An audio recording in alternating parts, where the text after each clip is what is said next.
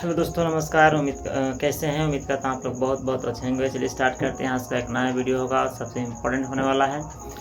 दोस्तों, क्या आप भी कोर्ट के चक्कर काटते काटते थक चुके हैं या कोर्ट जाते जाते आप थक चुके हैं, फिर भी आपका कोई काम नहीं होता है? तो ये 100% गारंटी है कि ये गलती काम आप ज़रूर करते हैं।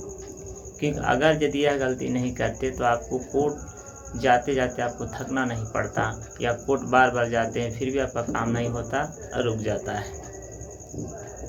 वैसे तो जानते हैं कि जब किसी कोई मुकदमा हो, अगर यदि किसी के ऊपर जब हो जाता है या किसी कोर्ट में अगर यदि उनको ला दिया जाता है, तो समझिए कि वो जल्दी ख़त्म होने का नाम ही नहीं लेता है। यानी जाते जाते हम थक जाते हैं, फिर भी वो केस जो होता है जल्दी सुलझने का नाम नहीं लेता है। लेकिन इतना आपको घबराने की ज़रूरत नहीं है, क्योंकि आप जब घबरा जाएंगे तो फिर अपने केस को आप सॉल्व नहीं कर पाएंगे। केस को सॉल्व करना उतना ही आसान है जितना आप नहीं समझते हैं। जितना आपको हार्ड लगता है उतना उससे कई गुना वो आसान है। बस अपने अंदर हौसला रखना ज़रूरी होता है।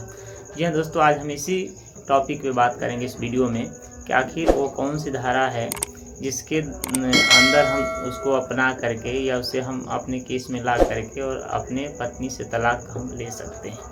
क्योंकि हम ये भी जानते हैं और आप भी जानते हैं कि इसी तलाक लेने के लिए ही कोर्ट में कई बार आप जाते हैं, जाते जाते थक जाते हैं, फिर भी आपको तलाक नहीं मिलता है। वहाँ पे जाते हैं तो पता चलता है कि अगला डेट मिल गया, फिर इस डेट को आइए, फिर इस डेट को आइए, तो कोई ये जज साहब नहीं है, कोई ये जज साहब नहीं, आप थक चुके हैं। तो इसी टॉपिक पे आज हम विशेष बातें करेंगे और इसके बारे में हम जानेंगे क्या इसका निवारण है या किस प्रकार हम इससे बच सकते हैं। चलिए दोस्तों, वीडियो को शुरू करते हैं। मैं आपका एडवोकेट सुनील कुमार यादव अपने यूट्यूब चैनल पर आप सबका स्वागत करता हूं। और आज हम जानेंगे कि वो कौन सी धारा है जिसके द्वारा हम अपने इस परेशानी को दूर कर सकते हैं। तो चलिए मैं बताता हूं कि वो कौन सी धारा है और आप इस धारा को अपना करके अपने प्रॉब्लम को सॉल्व कैसे करेंगे। सबसे पहले मैं 2 चीज़ बताऊंगा।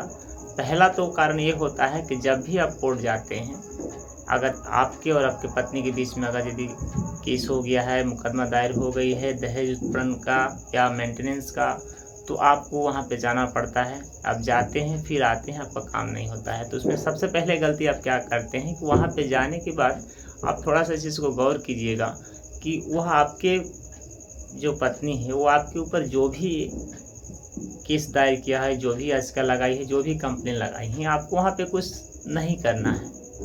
सिर्फ छोटा सा एक काम करना है और छोटी सी बातें को वहाँ पर रखना है जो मैं बता रहा हूँ। आपको सिर्फ जब जितना बार आप जाइए अपने डेट पे, सिर्फ आपको इतना ही करना है, मीडिएशन आपको मांगना है।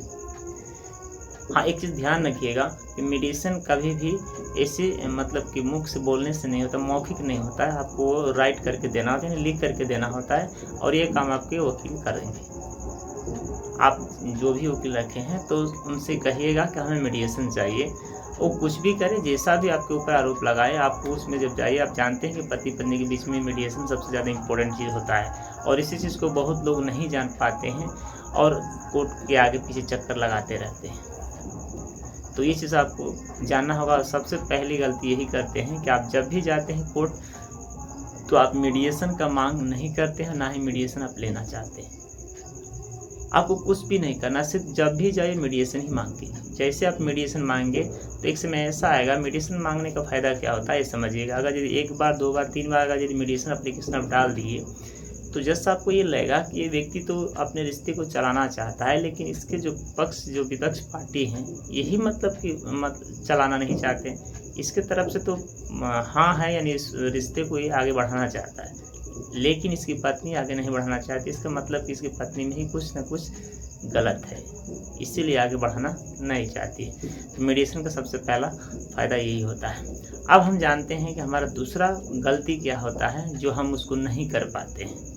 यानी ऐसे समझते हैं कि उसको हम जानते ही नहीं हैं, इसीलिए उसके बारे में हम कुछ कह नहीं पाते हैं। और ये चीज़ मैं आज आपको इस वीडियो में बताऊंगा कि आखिर वो कौन सी गलती है और वो कौन सा काम है जिसके बारे में आप नहीं जान पाते हैं, और वहाँ पे जाकर फिर वापस आपको लौट करके आना होता है। लेकिन अब लौट करके नहीं आना होगा। आप जब भी जाइएगा डेट पर, आपका काम हो ही जाएगा। तो चलिए हम जानते हैं कि दूसरी गलती क्या है जिसको हमको नहीं करना है। हिंदू मैरिज एक्ट 1955 के तहत जो धारा 14 है, उस 14 धारा क्या कहता है, इस धारा के बारे में बहुत लोग नहीं जानते हैं। और नहीं जानने के कारण क्या होता है कि लोग कोर्ट के चक्कर लगाते हैं। जो 14 धारा है, यानी जो 1955 हिंदू मैरिज एक्ट 1955 के अंदर जो 14 धारा है, उसका यह कहना है कि जब भी आप एक दूसरे से तलाक लेना चाहते हैं तो वह तलाक के बीच का जो अंतराल होना चाहिए कम से कम 1 साल से अधिक होना चाहिए।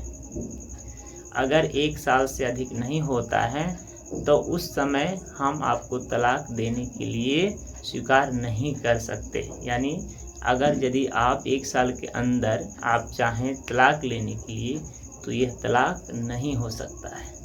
और यही गलती पुरुष लोग नहीं जान पाते हैं, इसी गलती को दोहराते जाते हैं, क्योंकि इस चीज़ को नहीं जानते हैं।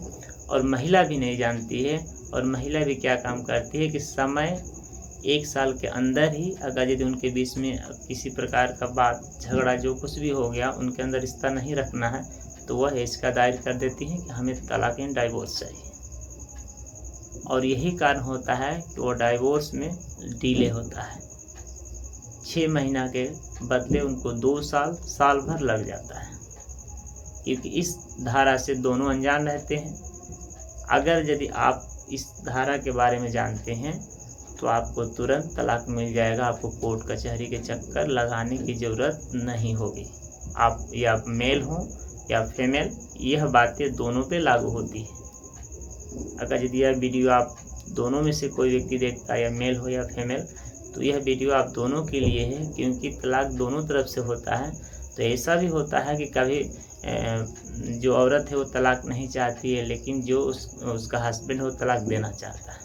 इसीलिए वीडियो दोनों आदमी के लिए है, हस्बैंड और वाइफ दोनों के लिए। तो दोस्तों, कभी भी आप जाइए तो इस चीज़ को ध्यान रखिएगा कि आपके और सामने वाले पार्टी के बीच में जो मैरिज हुआ है वो क्या 1 साल से ज़्यादा हो गया है या 1 साल से कम है।